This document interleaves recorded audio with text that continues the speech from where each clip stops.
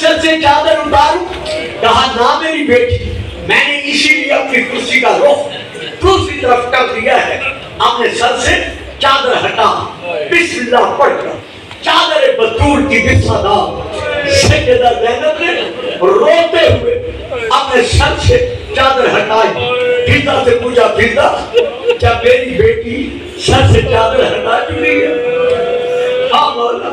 اب آپ نے زنان کوفہ سے کہا، اے زنان کوفہ، میں تمہیں امام بن کر حکم دیتا ہوں، اس روشنی میں میری زینب کو غور سے دیکھ لو۔ اللہ اکبر، اللہ اکبر، جتنا میں نے مسائل پڑھنا تھا پڑھ دیا۔ اس روشنی میں میری بیٹی زینب کو جتنا غور سے دیکھ سکتے ہو غور سے دیکھ لو۔ زنان کوفہ نے منہ سر پیٹ کر کہا، مولا کوئی اسی خاص وجہ ہے؟ امام فرماتے ہیں، ہاں مجھے ایک وعدہ دو، اگر کچھ عرصے کے بعد پھر میری زینب منہ سے آئے تو اسے ظلم و ستم کا نشانہ نہ بنانا۔ اس ویڈیو میں علی کے گھرانے کی ایک کنیز بیٹھی تھی جس کا نام آپ اچھی طرح جانتے ہیں۔ جب میں نام دوں گا آپ کے سینوں کے دلوں میں وہ نام نقش ہے۔ اس کا نام ہے بی بی ام حبیبہ۔ یہ جناب سیدہ بطول کی کنیزوں میں سے ایک کنیز تھی۔ جب امام نے کہا نا میری بیٹی کو پہچان لو، کہیں ایسا نہ ہو پھر آئے ہو تم نہ پہچان سکو، پوری عورتوں میں سے ام حبیبہ منہ سر پیٹتی کھڑی ہو گئی، زور سے دونوں ہاتھوں سے اپنے ہاتھوں سے اپنے چہرے پہ تماچے مارے، تماچے مار کر کہتی ہے مولا شیطانیاں آئے اور کنیزیں نہ پہچانے، یہ کیسے ہو سکتا ہے؟ امام فرماتے ہیں ام حبیبہ میں تجھے تاکید کرتا ہوں کہ اگر میری زینب کوفے کے بازار میں آ جائے تو اسے پہچاننے سے انکار نہ کرنا۔ دھاڑے مار کر ام حبیبہ روئی، مولا کی شہادت ہو گئی۔ 50 ہجری میں امام حسن کی شہادت ہو گئی۔ 61 ہجری 10 محرم مولا حسین کی شہادت ہو گئی۔ 11 محرم کو سادات کا لٹا ہوا قافلہ، نبی و علی ذاتیوں کا قیدی قافلہ کربلا سے روانہ ہوا۔ بیت بلا میں اونٹوں پر بیٹھ کر کھلے سر بلا چادر لوہے کے زیورات میں پابند ہوگا۔ آپ کہیں گے میں نے رسی کیوں نہیں کہی؟ آپ کے پار میں امام یہی فرماتے ہیں، ہائے غربت میری ماں بہنوں کو لوہے کی زنجیروں میں قیدی بنایا گیا۔ بس میں 2 فکرے سنیے گا، 2-4 فکرے۔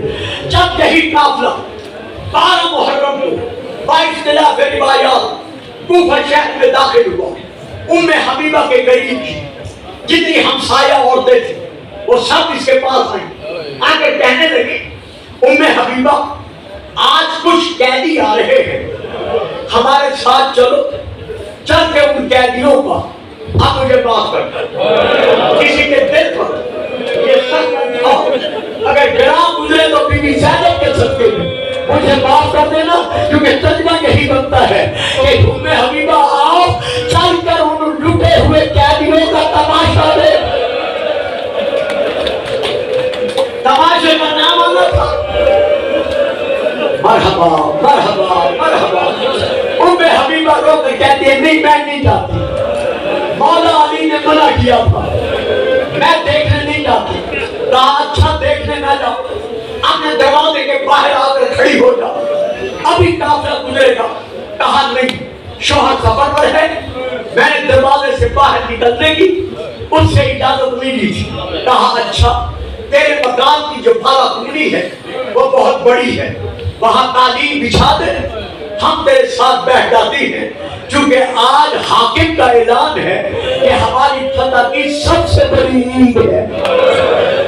تو باغی کے گھرانے کے پردے دار قیدی بن کر بازار میں آ رہے ہیں۔ اب ام حبیبہ کہتی ہے جب میں بالکنی پہ بیٹھی عورتوں کے ساتھ میں نے دیکھا ہر طرف کہیں ڈھول بج رہے ہیں، کہیں شہنائیاں بج رہی ہیں، کہیں تالیاں بج رہی ہیں. میں حیران تھی اتنی بڑی خوشی.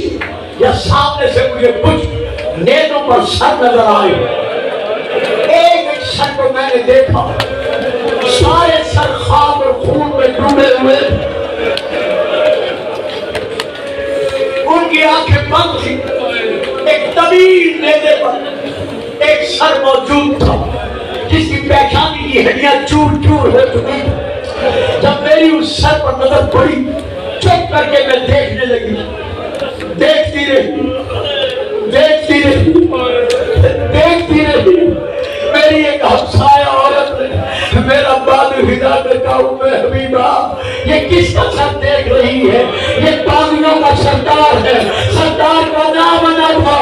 لیکن کہتی ہے ایسا نہ کہو, کوئی گواہی دے رہا ہے کہ سر میرا دیکھا ہوا.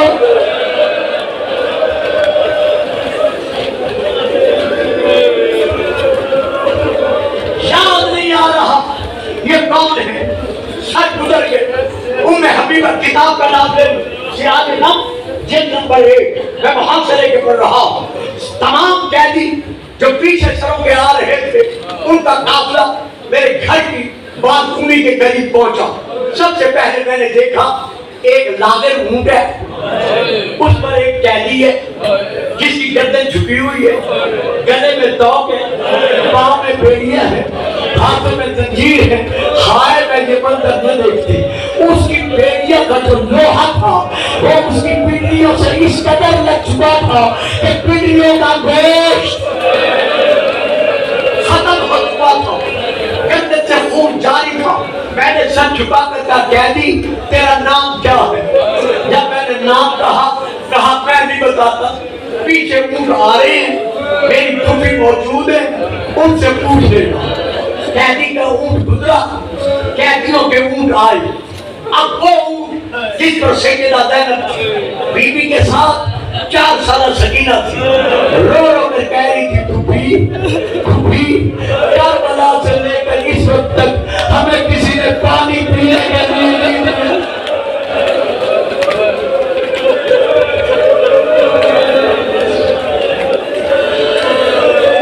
پھوپھی کسی سے کہو مجھے کہیں سے پانی لا دے. کہاں بیٹی جو پتھر برسا رہے ہیں وہ تجھے پانی کہاں سے دے گی؟ اسی گفتگو میں یہ قیدیوں کا اونٹ یعنی بی بی سیدہ زینب کا اونٹ جو بے نجابے کے تھا, ام حبیبہ کی بالکنی کے سامنے آ کر رکا. جب رکا تو بی بی نے پھر پانی مانگا. ہے پھوپھی کیا اس بھرے شہر میں آپ کو کوئی نہیں جانتا جو مجھے 2 گھونٹ پانی پلا دے؟ بی بی رو کے کہتی ہے, سکینہ جانتے تو سب ہیں لیکن ایسے وقت میں کوئی نہیں پہچانتا. جب سکینہ نے بار بار پانی مانگا, آگے ام حبیبہ خود کہتی ہے میں اٹھی. میں نے یہی سوچا کہتی جو بھی ہیں لیکن ہے تو پیاسی بچی. جلدی سے پانی کا جام لائی. میں نے حاضر کر کے کہا ہے قیدن, نام نہیں دیا ہے قیدن کیونکہ پتہ ہی نہیں تھا. اپنی اس پیاسی قیدن بچی کو پانی پلا. بی بی نے پانی کا پیالہ دیا, قیدن بچی کے ہاتھ میں دیا ہی تھا کہ میں نے جلدی سے کہا ہے قیدن اپنی یتیمہ بچی سے کہو میرے لیے 2 دعائیں مانگ لے. بی بی کہتی ہے سکینہ پانی پھر پینا.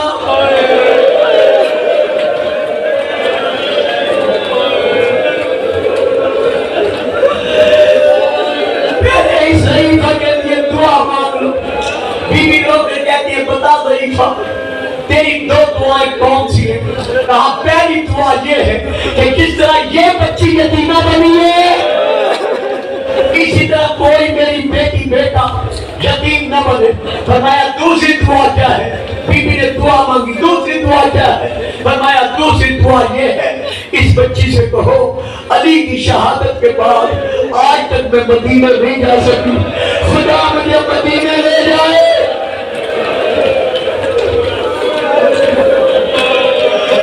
خدا مدینہ لے جائے. بی بی فرماتی ہیں ضعیفہ تم مدینے جا کے کیا کرے گی؟ کہا کہتے وہاں میری شہزادی سیدہ زینب رہتی, میں جا کے زینب کے لیے عرض کروں گی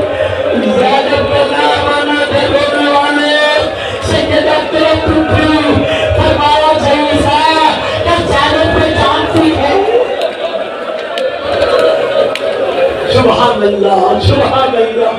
بطول یہ آنسو قبول فرمائے. کیا زینب کو پہچانتی ہے؟ کہتی ہے کہتے سیدہ زینب کی کنیزی میں نے زندگی بسر کی ہے. یہ کیسے ہو سکتا ہے کہ میں نہ پہچانوں؟ سیدہ نے سر اونچا کیا, اونچا کر کے بی بی نے ضعیفہ کی طرف دیکھا, حبیبہ کی طرف دیکھا, دیکھ کر کہا حبیبہ کیا علی نے اپنی وصیت میں تجھے کبھی کچھ کہا تھا؟ وصیت اور علی کا نام آنا تھا. جلدی سے منہ سکتی تھا, پیچھ کر کہتی ہے اے کیدل انت زینب, کیا تو علی کی بیٹی زینب ہے؟ زینب کا نام آنا تھا. بی بی نے رخسار سے پار ہٹا کر کہا حبیبہ تم لوٹی گئی, کربلا میں ہمارا گھر اجڑ گیا. زینب کیا کرتا ہوتا على القوم الظالمين.